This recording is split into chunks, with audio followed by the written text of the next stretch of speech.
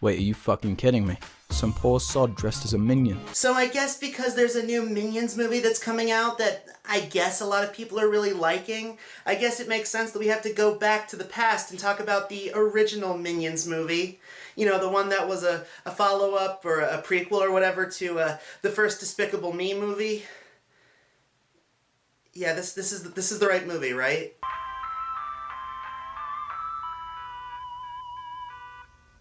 Oh my god, even when you roll up the sleeves, it's still too hot in here.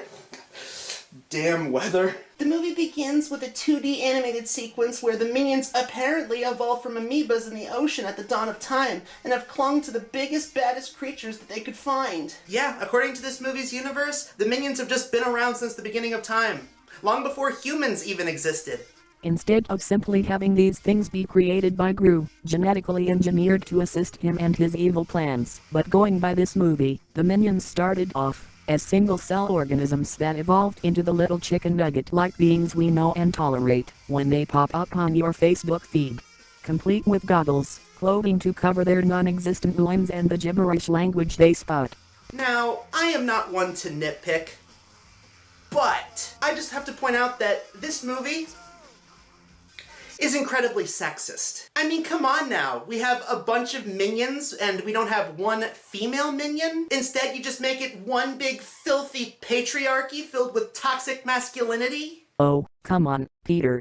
You know, if they had one female minion, you would be complaining about the Smurfette principle and token female character. Besides, this movie isn't very good, but calling it sexist? Isn't that like saying a literal turd smells worse than you expected it to? Oh, okay, yeah, Ariel. As always, disagree with me, be difficult, all you want, hermph. You just can't take my side on anything, can you? You're really not defeating any of those internalized misogyny allegations, are you? Now you see, it's because of centrists like you that make more Minions movies and get Trump elected twice, maybe even 3 times if we're unfortunate. So starting with the Tyrannosaurus Rex, the Minions have wanted to serve the biggest, baddest villains throughout history, only to result in the demise of those they serve. They make a T-Rex fall into lava, get a caveman attacked by a grizzly bear, Napoleon blown away by a cannon, and Dracula turned into dust by opening his curtains. But let's just be glad they didn't go to Germany around the early 1900s when a certain Austrian painter decided to rise up and create a quite fascist movement and started genociding a whole bunch of people. Way to go. You are the 15,000th person on the internet to hypothesize minions working for Hitler. Hey, it's hard not to make that connection when they even say in the movie that the minions want to work for the most evil person on the planet. No, I guess humanity has gotten sick of them. Took them long enough. And the minions are banished to living in a cave somewhere in the Arctic. At first, things look great, but after a while, things grow boring with no one for them to work for. Until one minion named Kevin decides to leave the cave and find them a new boss. Oh, of course, here we go. We have to have a main character who's a corporate bootlicker. I mean, doesn't this minion realize they'd be so much better off living as a community together, not burdened by the evils of all working together simultaneously instead of working under the oppressive thumb of one? When he asks if anyone will join him on his journey, he's joined by the cutesy, funny comic relief, you know, in a whole collective of cutesy, funny comic relief called Bob, as well as the artsy, lackadaisical Stuart. Because, of course, you have to have these characters have specific names, so that way we can tell them all apart, since they all practically look identical from one another. Oh, geez, I just realized that sounded incredibly racist. If you excuse me, I'll be right back. I'm gonna go write a twit longer apologizing for this, and I'm also gonna go check my privilege, excuse me. After crossing the tundras and North American forests, they end up sailing across the ocean, and after the obligatory scene where one of them starts having cravings and hallucinating the other two as food, they end up in New York City circa 1968. Hey, look, Richard Nixon, history's evilest president before any other Republican that came after him. Boom, there, you guys have a new boss right there. I am funny. Oh, and if you have ever wondered where the minions got their overalls, I don't know why you would ever wonder that, but there you go. They stumbled across some baby overalls on a clothesline and took them for themselves. Now, along with the myriads of other things wrong with this movie, nobody in this entire city seems at all fazed by these little yellow corn pop creatures wandering around. So even if you're gonna do the whole fish out of water humor, you're really not gonna get that in this movie. No, instead they do the other type of cliched jokes. Like, nobody seems to notice them at all. So much so, they're able to spend that night in a department store when it shuts down for the evening. It's here where they flip through a TV and they land on a commercial for a convention for supervillains called VillainCon, going on in Florida. To give this movie a little bit of credit, it would make sense that a supervillain convention would take place in a state like Florida. Though, I don't know if they would call it something subtle like VillainCon. I think they would have named it something like the Republican National Convention. Wow. How creative and original. Did it take you long to come up with that one? Oh, come on, Ariel. Why do you have to take these things away from me? I would bet serious money that you don't give Chris T. Ian this much of a hard time when he talks about movies for videos. Not true at all. Chris is just as predictable when he makes lame-ass jokes about how much he hates the left. Now get back to ranting about a movie made for kids and grandmas. Sigh. Fine. Scarlet overkill! Evil. So evil. Criminal genius. Hey, a girl's gotta make a living. Move aside, man. Make way. There's a new bad man in town. Excuse me. And that man is a woman. Crime isn't ready. It's red hot. See? The movie has a strong independent woman who's leading the way for villains. Is it still sexist in your eyes? Yeah, I guess it's not sexist. It is similar to when the first wave of feminists arrived in the 1960s to stand up to gender inequality. But, I mean, you could make the argument that they're trying to say that women are supervillains and they're bad, but I don't think that's what they were going for. Could this be sexist, or am I just overanalyzing a movie made for literal babies? Oh, what is this now? Feminist propaganda or something? Typical Hollywood. Yeah, put in a strong, independent female character in a movie like Minions. Hey, you filthy rightoid, shut your mouth, okay? This is a film made for children. You're not allowed to complain about movies like that. That is unprofessional, sir. So eager to find the Minion race a new boss, the trio book it to Orlando by hitchhiking by the side of the road.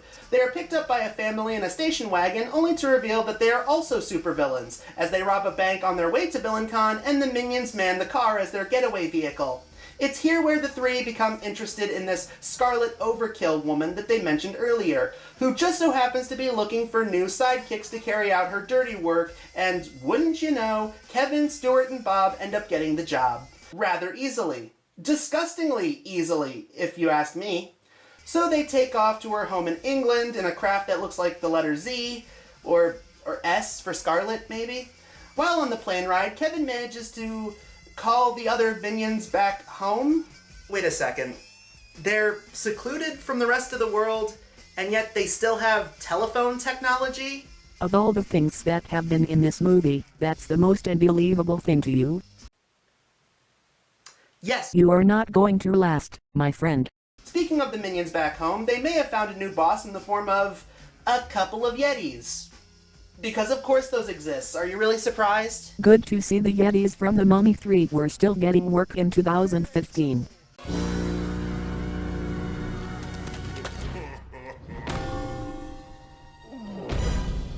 Enough of that. Back with our three main minions, they land in Scarlet's home and they meet with her eccentric husband Herb. After showing them around their treasury room of all the goods they've stolen over the years, she tells them her dream centerpiece is the crown of the Queen of England, because it will in turn make her the Queen of England. Steal me the crown and all your dreams come true. Respect. Power. Banana! Banana. She tucks them into bed and tells them her own villainous recreation of the three pigs, casting herself as the wolf and the minions as the pigs. But the little pigs weren't up to the challenge. They failed their mission. So the wolf huffed and puffed and she blew them off the face of the earth! So the minions go to the Queen's Tower the next day, but can't get a ticket because of this vendor who mistakes them for children. Again, does nobody out there question why a bunch of giant Twinkies with arms and legs are just walking around? What is wrong with this world? In fairness, it does line up with the other Despicable Me movies. This is a world where someone steals the pyramids and everyone acts like it's another Tuesday. But oh, the minions are able to get in as they stack themselves on top of each other and disguise themselves as a woman with a wig and sweater. Well, great. I guess we can add transphobia to this movie's ever-growing list of sins. Once inside, they manage to snag the crown, and this results in a chase/fight scene between some guards, some English bobbies, and even the Queen of England herself. Gentlemen, do not steal ladies' crowns! Okay, I like where you're going with this, making the Queen of England a girl boss who's able to fend for herself and protect herself and be able to kick butt just as much as any male can. Though that being said, it is representing a real person, that being a member of the imperialist royal family of England. I'm starting to have second doubts. I don't know what to feel about this. The chase ends in a random park where Bob, with the aid of these robot arms that Herb gave them for their trip, is able to rip Excalibur's sword from the stone. Purely by accident, mind you. This makes Bob the new Queen of England, which displeases Scarlet something fierce. Back with the other minions, they're trying to make their way to find the main trio, which results in more dumb comedy. And Australia and India are not that close to each other. Read a book, you illiterate redneck monkeys. Sale Marco? Unadu. King Bob! After even more comedy with the minions enjoying the life of royalty, including Stuart having a hot tub freak off with some fire hydrants, don't ask. But the plot finally comes back as a pissed off Scarlet shows up and demands they give her the crown. And they do! Because Bob uses his power to change some laws and Scarlet is now given the crown, making her the Queen of England. Again, that was disgustingly easy. To reward them, she locks them in the dungeon because, in her own words, I don't want you to take this the wrong way, but I hate you. Did they not just give you the crown you wanted? See? Now who's overanalyzing a children's movie too much, huh? While Kevin, Bob, and Stuart escape the dungeon, Scarlet and Herb head over to her coordination. Thanks for doing this, Padre. Big fan. Yo, how much you wanna bet this dude in the Epstein files, huh? Once the minions arrive and break up the ceremony, Scarlet sics all of the other villains in attendance to capture the minions. They manage to capture 2 of them, so it's up to Kevin to save the other 2. He rounds up some weapons and, more importantly, blows up with a grow thing ray that they mentioned earlier, or whatever, something, I don't care. He saves the other 2 as the whole collective of minions arrive, coincidentally. Kevin manages to defeat Scarlet. You just abused a woman! And gods know how much in property damage and costed so many human lives. You know, what I'm getting out of this movie is that the minions are natural-born killers, whether intentional or unintentional. Before one of the rockets Scarlet set off can go off, Kevin swallows it whole and blows her and Herb up. That somehow results in Kevin shrinking down to normal size, and it somehow didn't kill Herb and Scarlet. The Queen holds a ceremony to thank the minions for saving England. Seriously? Scarlet shows up one last time to try and steal the crown before she is frozen solid by a child version of that guy from the original Despicable Me movies. And that is how the minions found their new boss. He was cunning, he was evil, he was perfect. He was despicable. Ooh, so that's how they met that kid, huh? Ooh. I don't know. I'm not too familiar with the Despicable Me movies. Is this supposed to be impressive or something? And even in the credits, as we see the young Gru playing with the minions, I cannot help but think this would have been a better minion origin movie. Just show a young Gru create the minions and train them to be his loyal followers. So that was Minions. Now, many seem to declare this movie as one of the worst animated movies ever made because it's obviously cashing in on a popular franchise, as well as saying the movie just wasn't that funny or just felt like one big cash grab, relied way too much on celebrity voices and pop cultural references. But come on, all of those are really small potatoes when you compare it to the bigger problems this movie has. Like the fact that this movie may or may not be sexist, and also may or may not have resulted in Trump's first presidency. Yeah, well, let me tell you something, Mr. Pseudo-Intellectual. Hey, what are you doing? I'll have you know that I actually happen to like the Minions movies, thank you. I find them perfectly quaint and inoffensive, and they're not filled to the brim with a bunch of typical wokeisms you'd expect in Hollywood cinema these days. I find these characters immensely quotable and hilarious. It's almost like they have the same comedic stylings of Adam Sandler. Oh, of course, typical. You never let anybody speak. You always have to come in and interrupt my videos. Shouldn't you be spending your time watching that stupid play ball movie made for dumb right-wing chuds like you? Minion clock, minion sticker sheet, minion flask, blow up minion, minion bag, minion easel, minion toys, minion in a glass. What about this fucking thing? I really need this!